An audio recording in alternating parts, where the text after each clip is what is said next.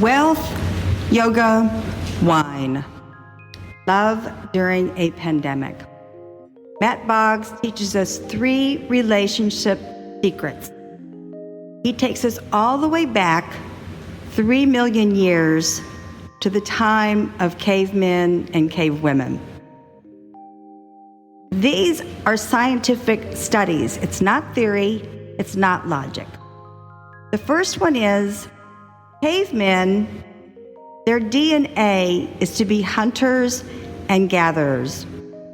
The cavemen would leave their dwelling and go and hunt for lunch, dinner, breakfast. It could take days. They usually were gone days. What happens when the caveman has gone hunting and he's sitting there waiting for the prey? He stays quiet. He can stay quiet for days, for hours. What happens when he returns to the cave? Well, one thing, his cave woman has been multitasking. She's been watching the cave baby. She's been watching the cave fire. Her cave girlfriend might be over complaining about how her caveman doesn't understand anything she says. When the caveman returns with breakfast, lunch, and dinner, he presents it to his cave woman. What happens next? This is important. He presents it to the cave woman. Now, this is their sustenance. This has immediately improved their lifestyle. She receives it gratefully, being appreciative and being thankful. Think about this. This innate attribute for both of them actually correlates with our environment and our reactions and our communication with all of us, whether it's in school, whether it's in our corporate environment, whether it's at home with our siblings, our spouse. Put yourself in a corporate environment and someone presents you with an opportunity, a promotion, a raise, something that's going to improve your life, your well-being, your lifestyle immediately. What do you do? Well, from now on, I hope you're extremely grateful and appreciative to that person, and you will communicate that. The second aspect of relationship secrets is words.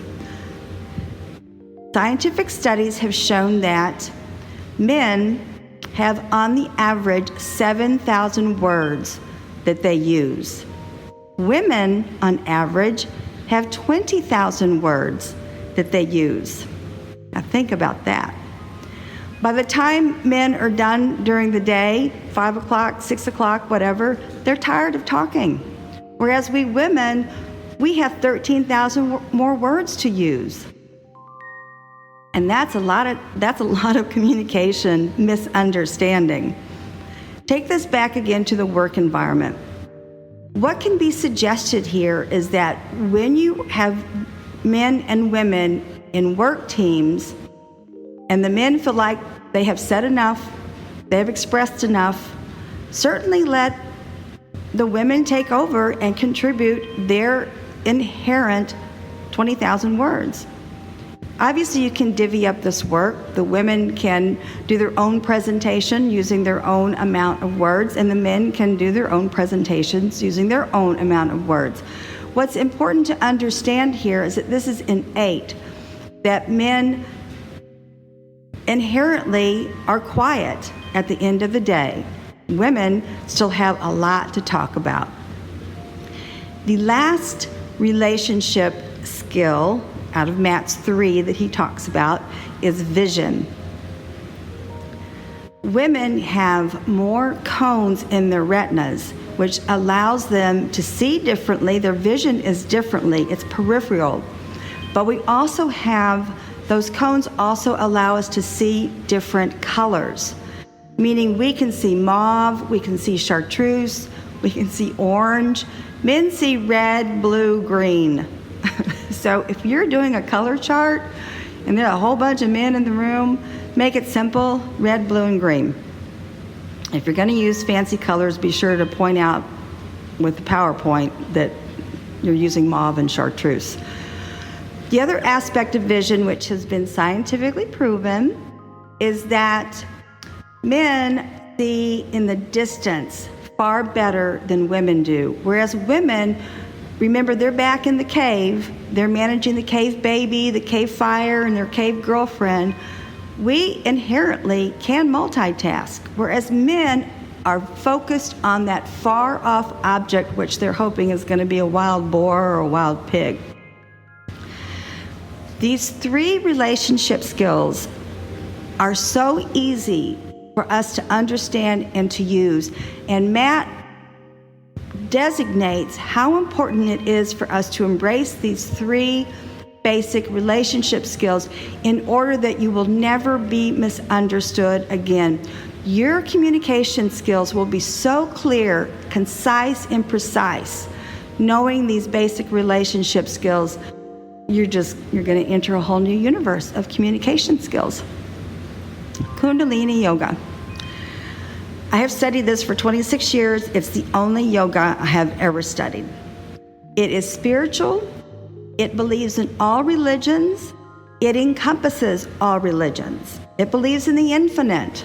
It also has a scientific balance to it. A few years ago, I was teaching a class to senior citizens over at the Gulfport Rec Center. We chant. Some people are uncomfortable with that, and I always ask, do you want to do some chanting to open up the session? Some people are okay, and some people just don't know. The way we open a Kundalini Yoga session is with these words: Ong Namo Guru Dev Namo. What that provides is you are opening yourself to the infinite, to the spiritual. You're centering yourself to begin this new session of improving your aura, improving your mindset, improving yourself. During one of the classes, I was doing the chant after I asked. As we moved along through some of the kriyas, one of the women said, "Oh, I can't do that. It's too much like voodoo. I feel like I'm doing voodoo here." Oh, my goodness. That class ended a little earlier than I had planned, and I walked down to the rec center's office, spoke to the manager, and I said, "This is not working. I've been studying Kundalini Yoga for 26 years. I've never had it called voodoo. Therefore, I don't teach Kundalini Yoga. But when you go to my website, click on yoga, and I have virtual teachers there. Hara Prakash is my favorite teacher in all the world, so you can take virtual classes from her. And if you're in Hudson Valley, New York, you can actually go and visit her studio. I think I mentioned that she is doing yoga for kids now too, outside in Woodstock. Lastly, wine. I am a big fan of South African wines, largely because they are naturally organic. They don't have to treat their wines with pesticides, but a lot of the French, do you know I'm a Francophile? A lot of the French have vineyards over there also. Therefore, a lot of the wines from South Africa have a really nice French touch to them. One of the reasons I am so enamored and I stayed in the wine industry for so long, over 26 years, is because I love the history, I love the culture, I love learning about the different people in the history and how certain things came about in their business of producing wines. The South Africans are famous for a barbecue that's called BRAII. Just like Americans love their barbecues, the South Africans love their BRAII. When I was working in the city, we were absolutely blessed to have all of these South African vintners come and barbecue for us. We were on the top of a penthouse, and I'm a vegetarian, but they were grilling vegetables and they were grilling shrimp, so I ate a little bit of fish. And their culture, to see all of these vintners get together and have fun, they've all known each other because That's one of the industries where it's very spirited to visit each other and talk to each other, learn about each other's practices, taste each other's wines. They're friends. It's like a huge family in South Africa. And I believe if you're looking for a really good career, I don't know what it's like in Florida. I don't think they pay as well as they did in New York. I would strongly suggest that you start looking at importers and distributors. And if you need more information, simply reach out to my email, which is on my podcast. Certainly it's on my website. And I can help you with finding out the really good importers and distributors, because there's some bad ones out there. To wrap this up, the 3 secrets of relationships, especially during a pandemic. It's important that we learn these basics of when someone is improving your life, they are presenting something amazing to you. Be thankful and grateful and appreciative.